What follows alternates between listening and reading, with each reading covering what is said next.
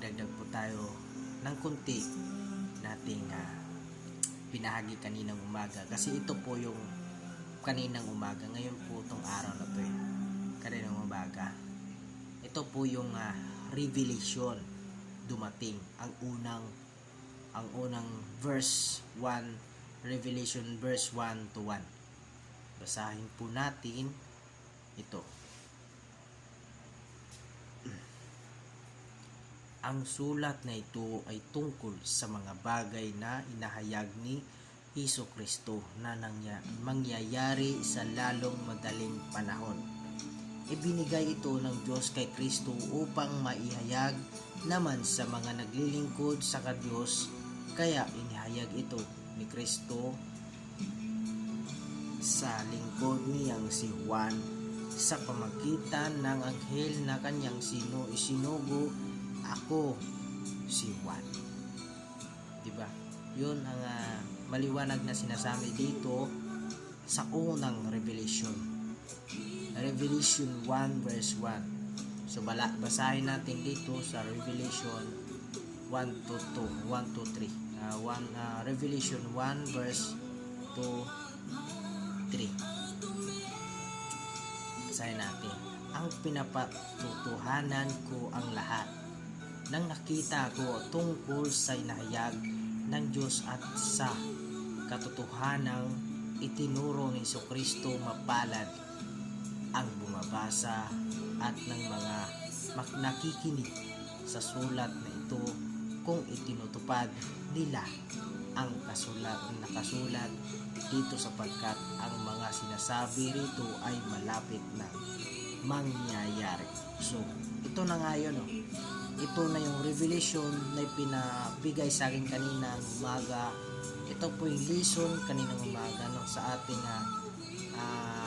bawat araw sharing ng pangmaga. Araw-araw kasi yan nagbibigay.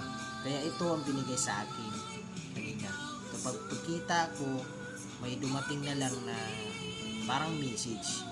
Pagkita ko, revelation pala yun. Yung pala yung gospel ngayong araw na ito po yung tatalakayin at ipapahayag sa lahat ng tao.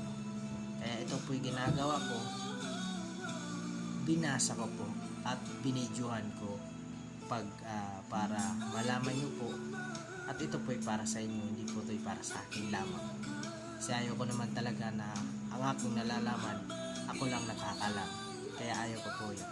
Gusto ko po yun, lahat tayo nakakaalam para sa ating kaligtasan, hindi lang po sa isa kundi sa karamihang tao. So ito pang lesson pangalawa dito sa Efeso 4 verse 3. Basahin po natin ang kanyang pinahayag at mensahe ng ating gospel kanina. Pagsikapan ninyong manatili ang pagkakaisa niyo mula sa banal na espiritu sa pamagitan ng mapayapa ninyong pagsasamahan. So, maliwanag dito ang sabi, pagsikapan natin ang ating pagsikapan natin para sa banal nating espiritu na gagabay sa atin. Yun ang ibig sabihin nun, sa lahat ng nungkulan sa Panginoon na binigyan ng banal na espiritu ay pinuspos sila ng banal na espiritu. Yun po ay nais ng Diyos na ituwid ang iyong kasalanan at hindi ka na magkakasala dahil meron ka ng konsensya. Iyon po ang konsensya, yun po ay laging nagbibigay mensahe sa iyo na huwag gagawin ang mali. Ayaw kasi galit kasi ang Panginoon sa kasalanan. Kaya ang ginawa din ng banal na espiritu, ayaw din niya ng kasalanan. Galit po din siya sa kasalanan. Pag once na nilabag mo ang banal na espiritu sa pamagitan ng inyong kagustuhan, yun po ay di po kayo patatawarin ng banal na espiritu pag kinakalaban nyo po siya.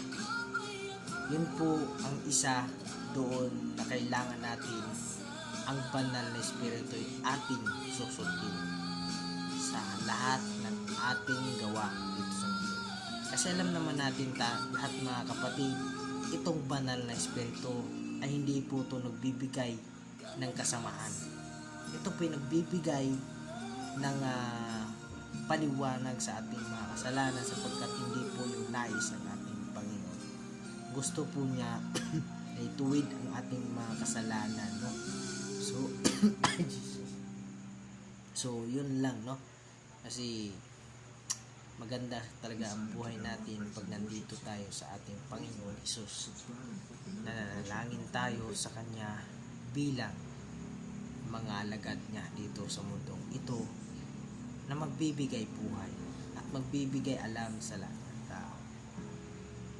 So meron pa akong dagdag dito sa Mateo 5 verse 9 to 10. Mapalad ang taong nagtataguyod ng kapayapaan dahil tatawagin silang mga anak ng Diyos. Mapalad ang mga dumaranas ng pag-uusig dahil sa pagsunod nila sa kalooban ng Diyos, dahil makakasama sila sa kaharian ng Diyos.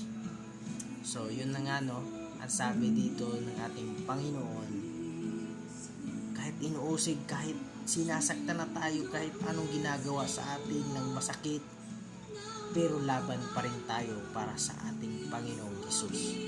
Panginoon natin ang tagapagligtas ng ating buhay. Kaya huwag po tayo man-alinlangan sa ating nalalaman, kasi ito po ay para sa lahat. Hindi po ito'y para sa iyo lamang. Ito po'y pinahagi, kung maniwala man sila o hindi, at least na ipahayag mo ang katotohanan. Para pagdating ng panahon, di ka sasabihan, di ka susumbatan ng mga tao, ay hindi pala si pastor nagsabi sa amin na ganyan pala mangyari, hindi pala pinakilala sa amin si Kristo, kung ano talaga namin dapat gawin para mapunta kami doon sa kay Kristo. So dapat nating paalam na yun po ay katotohanan ng pagbabalik ng ating Panginoon, at dapat natin gawin ang kanyang kalooban. Kasi alam naman natin, tayo talaga ay kabilang na sa ating Panginoon.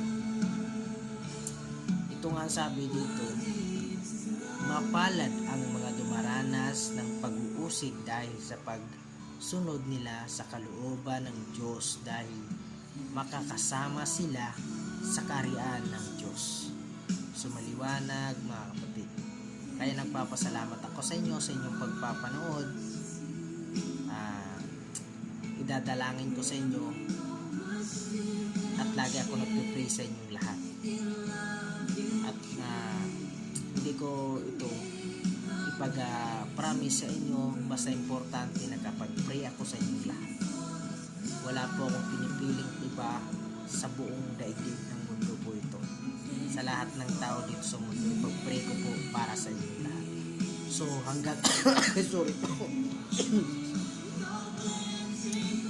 Pasensya na, kaya naging lang ako sa kahit may ubo ako, laban lang, hindi ako titigil lang at hindi ako hindi maririnig ng iba. Padadamihin ko po ito. So salamat sa inyo. Naway pagpalain kayo ng Diyos at gabayan, ilayo kayo sa pamakan at hindi kayo maghihirap dahil sa pag-uusig ng demonyo. So salamat sa inyo. Ingat po yan. Ingat po kayo. God bless po.